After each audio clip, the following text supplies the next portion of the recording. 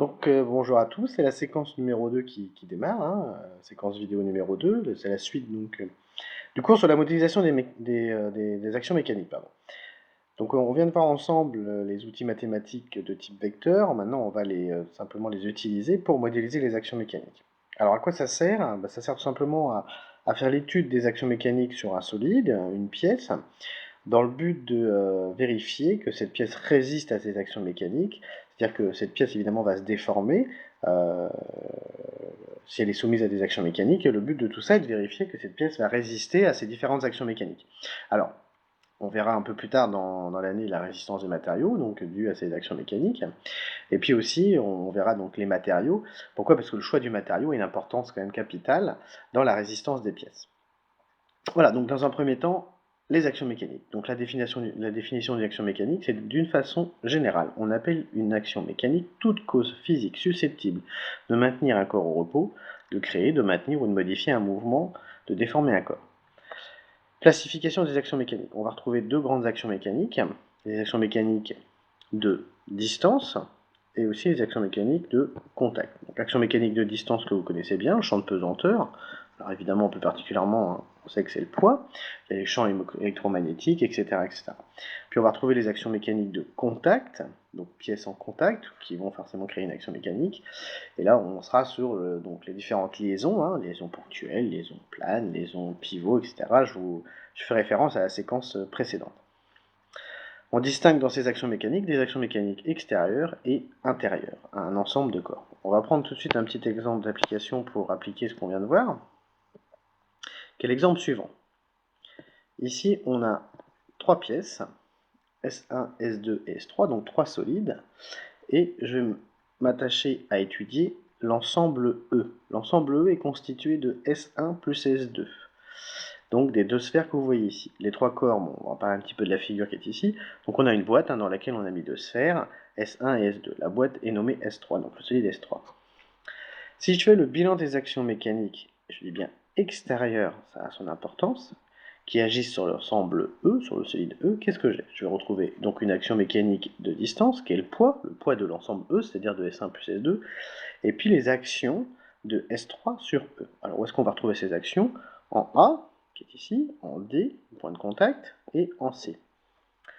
Donc trois actions mécaniques extérieures de S3 sur l'ensemble E, c'est-à-dire S1 plus S2.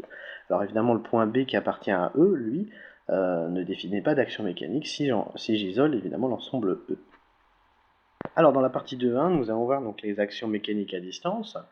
Donc une que vous connaissez très bien, hein, qui est le poids, hein, le poids qui est dû donc à la gravité. Hein. Donc on vous rappelle hein, que le poids s'applique au centre de gravité, que la direction est verticale, évidemment par le centre de gravité, que le sens est toujours vers le bas, que l'intensité, donc le module hein, de ce vecteur, est égal à m fois g, c'est-à-dire la masse fois g, g qui représente l'accélération donc de la pesanteur, qui s'exprime en mètres par seconde carré, et g est égal à 9,81 à savoir par cœur.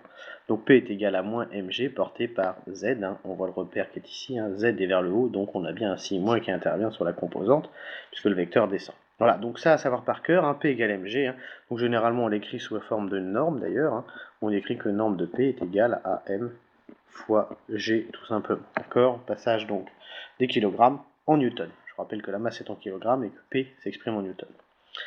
On a une deuxième action mécanique de distance qui est la force électromagnétique ou force de Lorentz.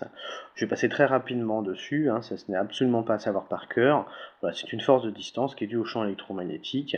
Allez, je passe assez rapidement, hein, c'est des choses que vous verrez certainement plus tard dans votre poursuite d'études, mais pour cette année on s'en occupera pas. Vous pouvez d'ailleurs tout à fait mettre ça entre parenthèses.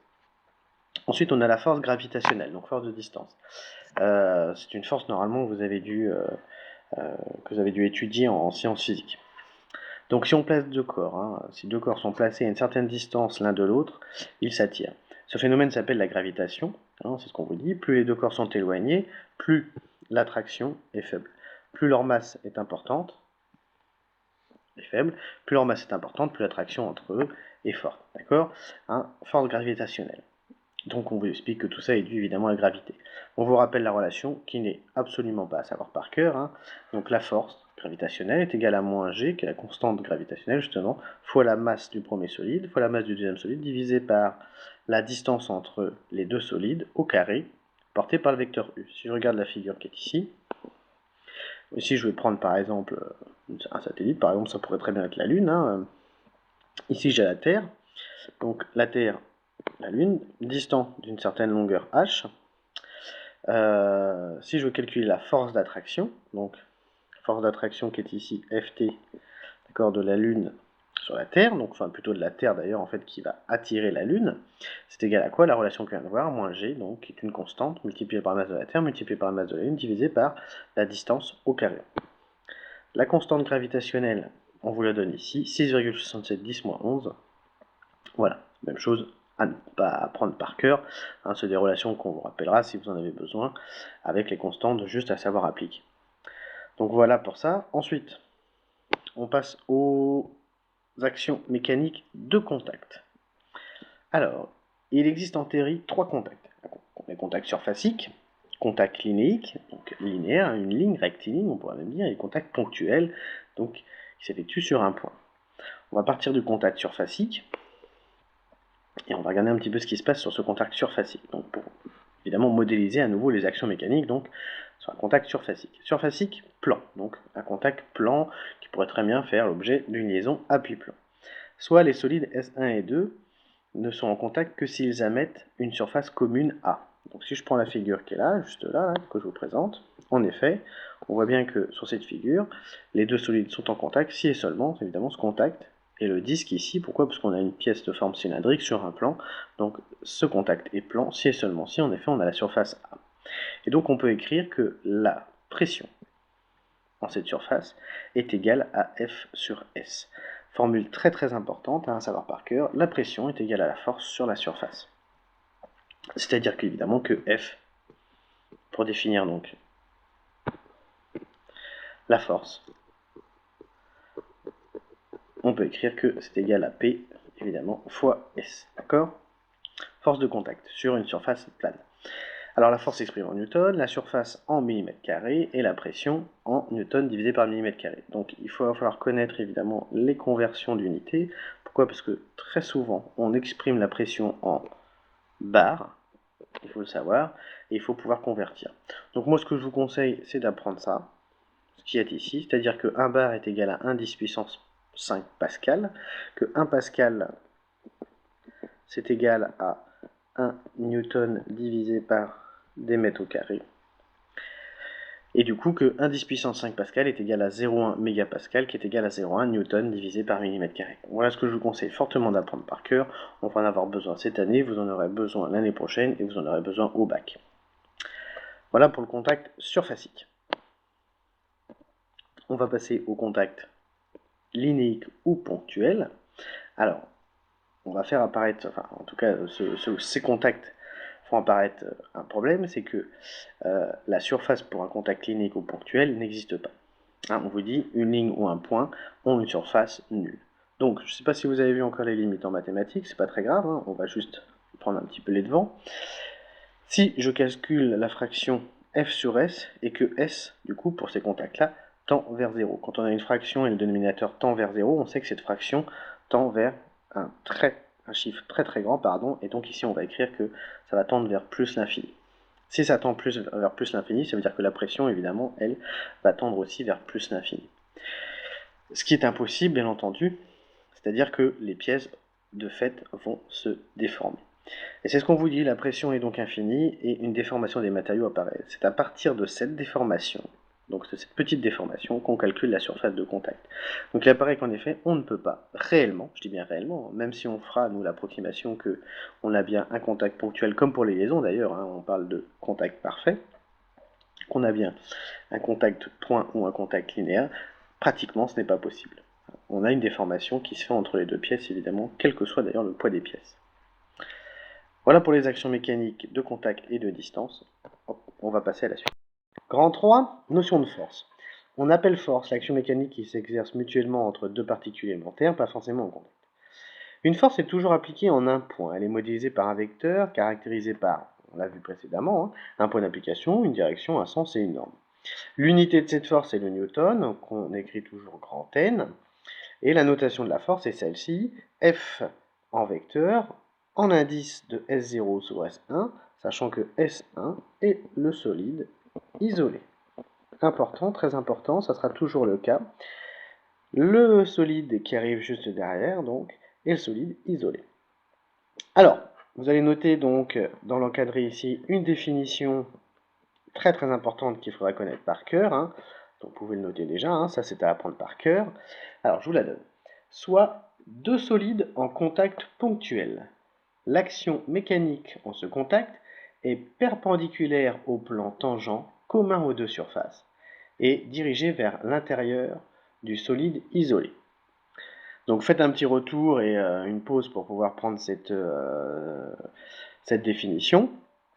Je vous laisse un petit peu de temps, hein, mettez sur pause, revenez en arrière et on va regarder un petit peu ce que ça veut dire et surtout on va regarder où est ce fameux plan tangent commun aux deux surfaces. Alors, on a bien compris qu'ici on était en contact en 1, un contact ponctuel, que la force était perpendiculaire au plan tangent commun aux deux surfaces. Donc le plan tangent commun aux deux surfaces, il est ici. Et donc on a bien une perpendicularité, et donc on sait que l'action mécanique est portée donc à la perpendiculaire donc de ce plan tangent commun aux deux surfaces. Maintenant il nous reste à définir son sens. On a bien défini sa direction, son point d'application on le connaît, c'est au point de contact A, et maintenant il nous reste à définir son sens. On sait que le sens est tel que la force est dirigée vers l'intérieur du solide isolé. Ici, on l'a vu, hein, le solide isolé c'est S1, donc la force, elle, va vers S1. Voilà ce que veut dire cette définition qu'il faudra connaître par cœur.